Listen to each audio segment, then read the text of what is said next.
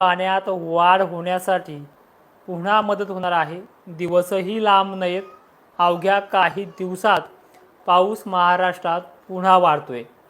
भाग कोणते आहेत, कोणत्या भागांना कशी परिस्थिती राहील, खरं तर ह्या गोष्टी ऑलरेडी सांगितल्यात आणि लॉंग टर्म अंदाजही दिलाय। आपण या व्हिडिओमध्ये शॉर्ट म्हणजे ह्या पुढच्या 5 ते 6 दिवसाचा अंदाज देणार आहोत। त्यामध्ये काय बाबी आहेत ते पूर्ण लक्षपूर्वक आणि शेवटपर्यंत ऐका। चला, 4-2 कमेंट येतात की आमच्या तालुक्याचं आमच्या जिल्ह्याचं नाव नाही घेतलं, तर व्हिडिओ शेवटपर्यंत ऐका। ज्याचं नाव नाही आलं ते कमेंट करा, रिप्लाय तिथेच देईन, ठीक आहे। आणि ज्यांना नवीन आहेत पहिले अनुभव घ्या। आता कुणाचं कुणाच्या अंदाजावरती नियोजन करताय त्याच अंदाजावरती नियोजन करा।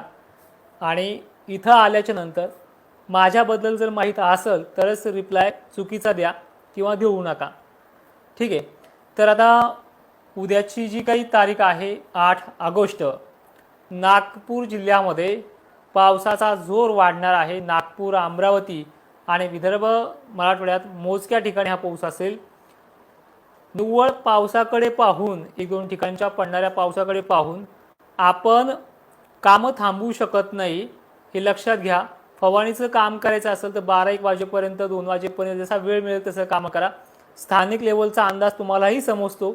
आभाळ दिसलं दुपारनंतर, गरमी वाढली की त्यामधनं बिटकारे पडतात, अशी वेळ पाहून ते कामं करा। उद्याच्या 8 तारखेला नागपूर, अमरावतीमध्ये भाग बदलत पद्धतीनं म्हणजे इकडं काही तिकडं काही सुरुवात होणार आहे दुपारनंतर। त्यामध्ये चंद्रपूरसुद्धा आहे, गोंदिया, भंडारा पण आहे।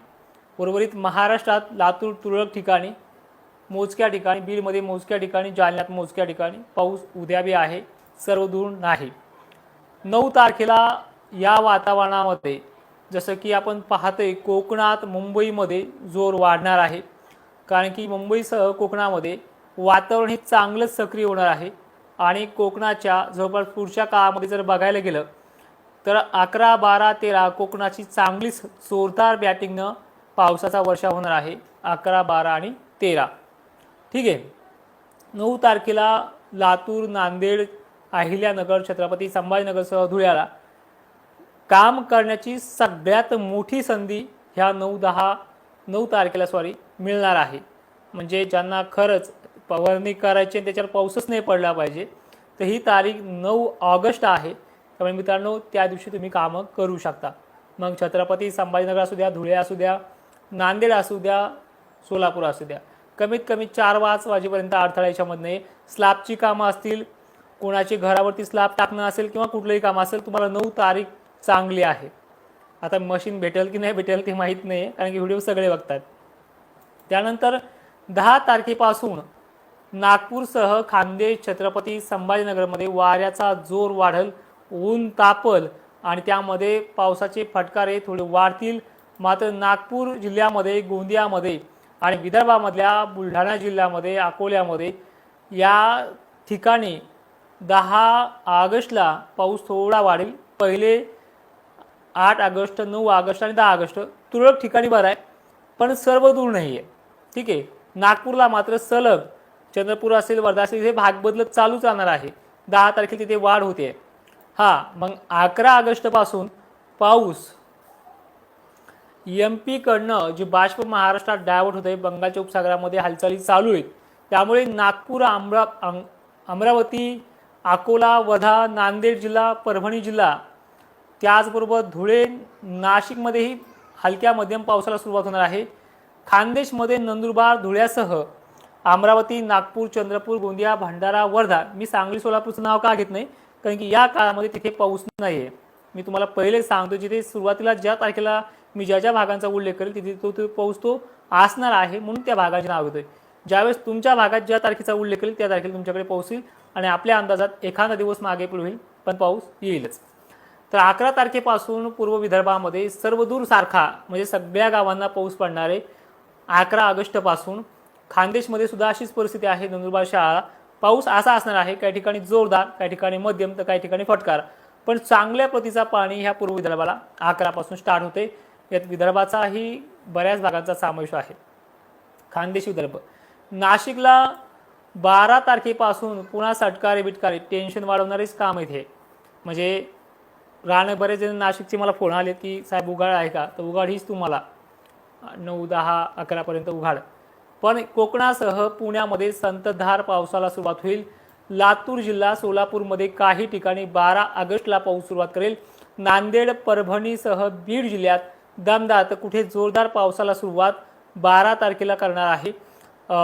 अकोला, अमरावती, नागपूर सुद्धा आहे, छत्रपती संभाजीनगर आहे, जालना आहे, बुलढाणा आहे, हिंगोली, यवतमाळ आहे, चंद्रपूर सह दक्षिण महाराष्ट्र, मराठवाडा सरळ सरळ सोप्या भाषेत सांगायचं म्हटलं आहे.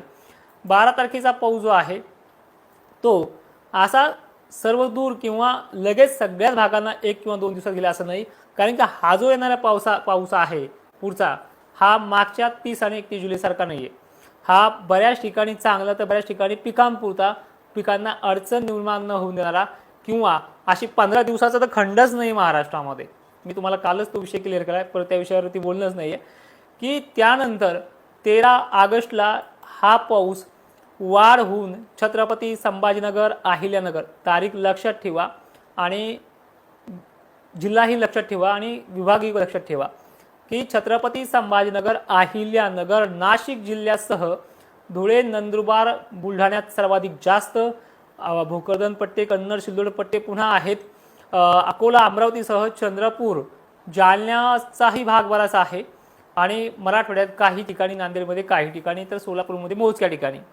उत्तर महाराष्ट्र, उत्तर विदर्भ असा ह्या आणि थोडा अलीकडे आलं तर वाढू शकतं, याचा काही विषय नाही आहे. निसर्ग आहे आमच्या खूप पलीकडचा आहे तो, ठीक आहे. आमचा अंदाज म्हणजे 60% 70% खरा असतो. आता तुम्ही म्हणताय 100% खरा असतो, हे तुमचं मन आहे. मला त्या गोष्टीचा घमंडही नाही, माझंही नाही. त्यामुळे ज्यांना पटतंय त्यांनी पाहायचं आणि ज्यांना नाही पटत दुर्लक्ष करायचं. कमाई इथे काही मोठी एखादी गाडी घ्यावी या अपेक्षेने मी अंदाज देत नाही, तुम्हाला पहिलेच सांगितलंय.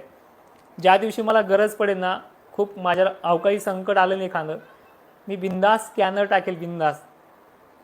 पण हे जे मी प्रयत्न करतोय, हे जे मी कामं करतोय, कमीत कमी आज महाराष्ट्रामध्ये कमीत कमी 99% शेतकरी तरी मला चांगलं म्हणतोय आणि हे चांगलं म्हणावं हीच माझी कमाई, यासाठी मी हे काम करतोय. त्यामुळे ज्या डॉल्फिनपासून डॉल्फिन तर ह्या 12 तारखेला 13 तारखेला संपणार पण आहे, त्याचा पूर्ण हे संपणार आहे आणि 15 दिवसाचा खंड पडणार आहे या डॉल्फिनमुळे. तर पाऊस बघा तुम्हाला 15 तारखेच्या आतमध्ये सुरू होतोय, 12, 13, 14. तर खानदेश, विदर्भ बऱ्याच ठिकाणी आणि मराठवाडा 13, 14 सुद्धा आहे. 14 तारखेला अहिल्यानगरच्या पिकांना चांगलंच जीवदान मिळणार आहे. अहिल्यानगर, सोलापूर, सांगली, कोल्हापूर, नाशिक जिल्हा, छत्रपती संभाजीनगर, बीड, लातूर, नांदेडसह परभणीनंतर हे जे काही विदर्भ आहे, विदर्भात तर मी एवढं सांगेल, नाही ओला दुष्काळ करायची काम पडलं ना या विदर्भाला, एवढा काळ पुढे वाईट आहे. म्हणजे आज आपण 10%, 20% शेतकरी जर पाहिलं ना, तर मला अशा कमेंट येतात मित्रांनो, हे सांगणं पण गरजेचं आहे बरं का, की आम्हाला 15 दिवस नको, 20 दिवस पाऊस नको, आम्हाला उघाड मागते आणि फक्त तुमच्यासारख्या 10-20% लोकांमुळे मी उघाडीचा अंदाज देत नाही आतापर्यंत. आणि इतकंच पोट तिडकीने एक्सप्लेशन करतोय ना, माझ्याकडे हे बोर्ड फीड सगळं आहे, सगळ्या गोष्टी आहेत माझ्याकडे. पण मला असं शेतीच्या अनुभवातून सांगा वाटतं ना, ते असं बोर्डावर सांगता येत नाही आहे. ज्या डॉल्फिनमुळे खंड पडणार आहे तो खंड मी बघतोच कसा आहे. 15 दिवसाचा खंड आहे ना, मला 15 दिवसाच्या तारखा मानून ठेवा. आणि हां, 10-5 गावांना 15 दिवस नाही पाऊस पडा तरी टेन्शन घेऊ नका, ते गाव आहेत. इथे जिल्ह्यामध्ये प्रत्येक ठिकाणी तुम्ही पाहता ना आता 15 तारखेपर्यंत पाऊस कसा होतो तो. आणि 16-17ला जे सांगितलंय त्यामध्ये खरं सांगतोय एखादा दिवस मागे पुढील. 17 सांगितलं तर 18 येईल किंवा 16लाच येईल, पण येईल पाऊस. त्या आठवड्यात सुद्धा चांगला पाऊस होणार आहे आणि काही काळातच तुम्हाला कळेल. आजही मानवत सारख्या ठिकाणी, घनसावंगीमध्ये अनेक ठिकाणी पाऊस झाला आहे आणि हा पाऊस 14-15ला चांगला जोर वाढणार आहे. महाराष्ट्रातील सर्व जिल्ह्याच्या मध्ये आहे. पिकांना कितीही मोठा खंड पडला तरी त्यापेक्षाही चांगला पाऊस पडणार आहे. ही प्रणाली महाराष्ट्राची आहे आणि एक वारंवार सांगेल, घाबरून जाऊ नका. आणि दुसरी महत्त्वाची गोष्ट, मी जे काम करतोय हे तुमच्यासाठी करतोय, हे तुम्हाला समजायला, मी जेव्हा हे काम हातून जाईल माझ्या त्यावेळेस कळेल. तोपर्यंत अनेक लोकांना कळणार नाही. जे नवीन असतील अनुभव घ्या. मी म्हणत नाही कोणालाच नाव ठेवू नका. पंजाबराव असतील, बांगर सर असतील, दीपक भाऊ असतील, कोणी असेल, एकालाही नाव ठेवू नका, ठीक आहे. आपण तिथे जाता, तिथे ऐकता म्हणून माझ्या क्वेश्चन मार्केट, मी कुठे कमी पडलो ते सांगा पहिले. एकाही तज्ज्ञांना नाव ठेवू नका. आणि जर तसं होत नसेल, जर सांगितलं एखाद्याने की दुष्काळ पडणार आहे, हां मी माझ्या पद्धतीनं वैचारिक अभ्यासू प्रवृत्तीनं त्यांचा विरोध तसाच करेल, व्हिडिओच्या माध्यमातून करेल जर घाबरायची वेळ असेल तर. त्यामुळे काळजी करू नका. आता काही कमेंट घेईल. इगतपुरीला आहे मित्रा 13-14 सांगितले तुम्हाला चांगला पाऊस वाढणार त्यावेळेस. इगतपुरी हे सगळे भाग महाराष्ट्रात 15 तारखेच्या आतच पाऊस चांगला होईल आणि 15-16ला पुन्हा थोडेफार भाग बदलत पद्धतीने सुरू होईल. 17 आणि 18 ह्या दोन्हीपैकी एका तारखेला परत महाराष्ट्रात पाऊस वाढणार आहे. खंड नाहीच आणि 5 दिवसाच्या उघाडीला खंड म्हणत नाहीये. सेलूला परत 11-12ला परत सुरुवात होते आणि उद्या थोड्या तुरळक ठिकाणी 9 तारखेला सगळ्यांनी कामं करून घ्या. 9 तारखेला फवारण्या खतं काय टाका, खतं तुमच्या पद्धतीने टाका, ते सल्ले मी देणार नाहीये. यावेळेस करमाळा, सोलापूर, सांगली हे देखील भाग चांगले आहेत 13 आणि 14ला. विहिरीचा पाण्याचा प्रश्न मी सांगली सोलापूरचा सांगितलाय की ऑगस्टचा शेवट होऊ द्या, मला 2 सप्टेंबरला माहिती पाठवा. चंद्रपूर डिस्ट्रिक्टला पुढचे एखादा दिवस घ्या, भेटेल 9 किंवा 10 तारखेला, 9 तारखेला तुम्हाला जवळपास माझ्या माहितीस तो चंद्रपूर जिल्ह्याला 5-6 दिवस सारखा भाग बदलत पद्धतीने पाणी आहे. हां तुम्ही फक्त काय करायला ह्या वर्षी पाऊस कमी आहे, अमुक आहे, हे असे साल खूप वेळेस येऊन गेले. गेल्या वर्षी मला चांगलं आठवते जुलै महिन्यामध्ये स्प्रिंकलर लावायचं काम अनेक शेतकऱ्यांना पडलं होतं. ह्या वर्षी किती लोकांना पडलं? एकालाही नाही आहे.